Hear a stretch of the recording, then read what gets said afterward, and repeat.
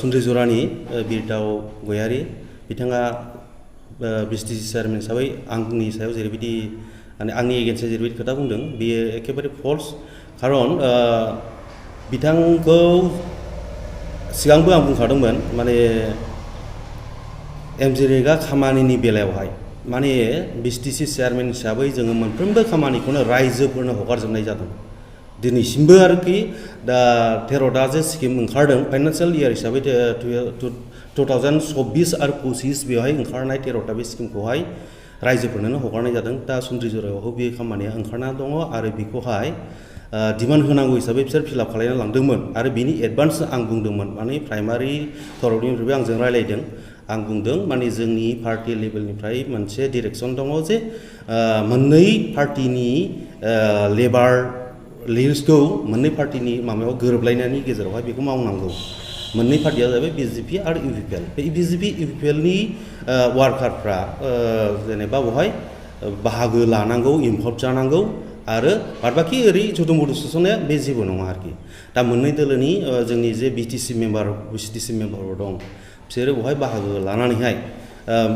अके खालायहैबानो मिलायहैबानो आं बेवहाय खुनु सिगनेचार होयैनि जेबो प्रयजन गैया जेबो माने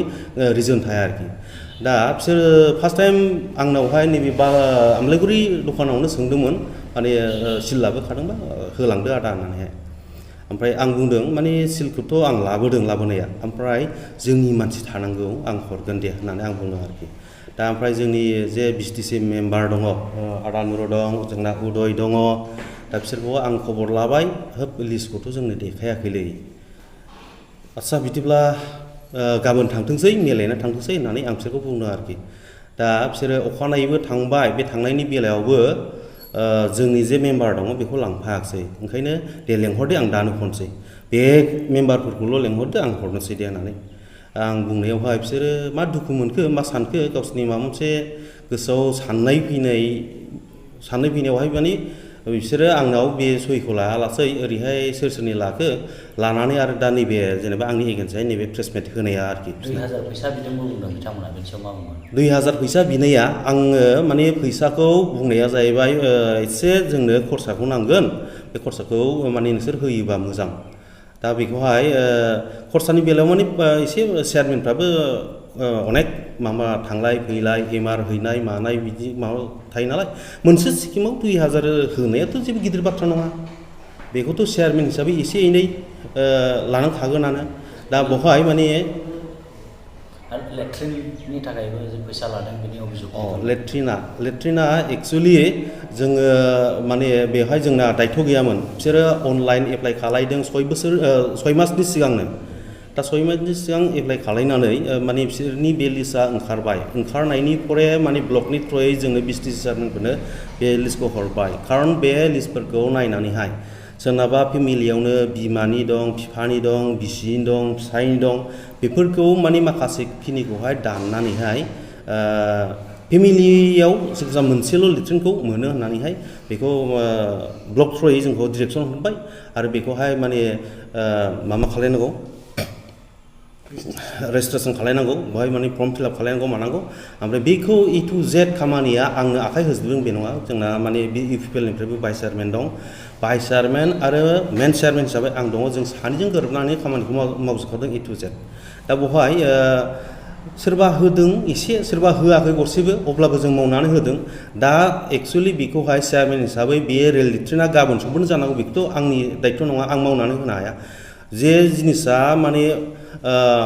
सरकारनि माबा बायदिहाय बे जिनिसा जानानै फैगोन अब्लासो बे जिनिसा जागोन बयबो मोनगोन अनलि पजिटिभ बिटिसिल' नङा बेयो अल बिटिआर अल आसाम बे जिनिसा स्किमा जुदि सेंसन जाबायबा बे जाना फैखागोन जासिगोन दाबावैनो आं खोनानो मोन्दों जासिगोन दाबावैनो खिन्थु बेवहाय सोरबा जेनेबा जोंनि मजाथि बिटिसिआल' जायाखै सोरनाबा जादों बेबायदि स्टाइलाव गैया आरोखि बे खामानिया PMAY न'नि थाखायबो 10,000 15,000 रां लानाय अजद दैखांदों PMAY न' बिनि बेलायावहाय चेयारमेन हिसाबै गंफ्रोमबो न'खौनो आं बा भाइस चेयारमेन जों लुनाय जाखासै बेनिफिसारिफोरनोनो जों हगारखाबाय ओमफ्राय जोंना बिसोर जे बुंदों रिजेन गयारि बिथाङा बेनिफिसारि नै आंजोंनो दंफायो दा बिनि गेजेरावहाय बिथांमोनहा जे 10,000 लादों मादों बेफोरबायदि होनदों बेफोर एखेबारे फल्स नंखायथार बेफोर खारन बिथांनाव सोंनो हागोन बिथाङा माने गावनि थाखाजोंनो न'खौ लुखाबाय आरो बिनि बेलायावहाय माने जाया माया होननायावहाय बिथाङा गाव बे सरकारि थाखाजों न'खौ एक्सट्रा गोदान बे सरकारि एस्टिमेट बायदि बेखौ लुना लाबाय आरो बेखौ नंगौ नङा एसे गावनावनो सोंफिननो हागोन। सेल्फ हेल्प ग्रुपनिफ्रायबो रां लानायाव जुदि नों मिथियाव सेल्फ हेल्प ग्रुप बा बे लाखपति बायद' बे जिनिसा जाहैबाय माने स्टेप बाय स्टेप थांनांगौ हिसाबै जोंना जेनेबा फार्स्ट टाइम जानांगौहाय फार्स्ट टाइम जोंना सासेबो जायाखै आरोखि ओमफ्राय दाखालनि बेलायावहाय माने 15 जनसो 60 जनमोन गासै 60 जन लिस्टआव जोंना ओंखारदोंमोन बे 60 जननि गेजेराव 15 जन लिस्टआ माने फार्स्ट टाइम माने फार्स्ट लिस्टआवहाय मावग्रोनांगौ हिसाबै 15 जन बे लिस्टखौ फाइनाल खालायदोंमोन। दा बेनि गेजेरावहाय एसे खरसा होलायनानै एस्टिमेट बानायनायाव एसे खरसा लायो नालाय बे खरसाखौ होलायनानै मावाब्ला बोरै चेयारमेन बेखौ लानानै बोरै गावनि पकेटनि खरसा गारनानै बोरै मावना होगोन बेखौ माने दानि रायजो राजाफ्रा बयबो मिथिगौ एसे खरसा होलायनानै बेखौ मावाब्ला आरो ब्लक लेभेलावहाय सोरबा जे एस्टिमेट बानायो बिनो एसे खरसा होआबा बे खामानिया हारसिङै जाना फैया बेखौ बयबो जाम्बा गैला बयबो रायजो राजाया बयबो मिथिगौ बयबो बेखौ नुजोबखानाय मिथिखानाय ओंखायनो बिनि गेजेराव बे जे आंनि सायाव जे अभियोग लाबोदों बे एखेबारे फल्स बे नंखाय माने जाथावै नंथारि खोथा बेफोर जिनिसखौ लानानैहाय गावजों गाव मोनसे पलिटिकेलि भाबैहाय एसे सोंखारिलायनाय बा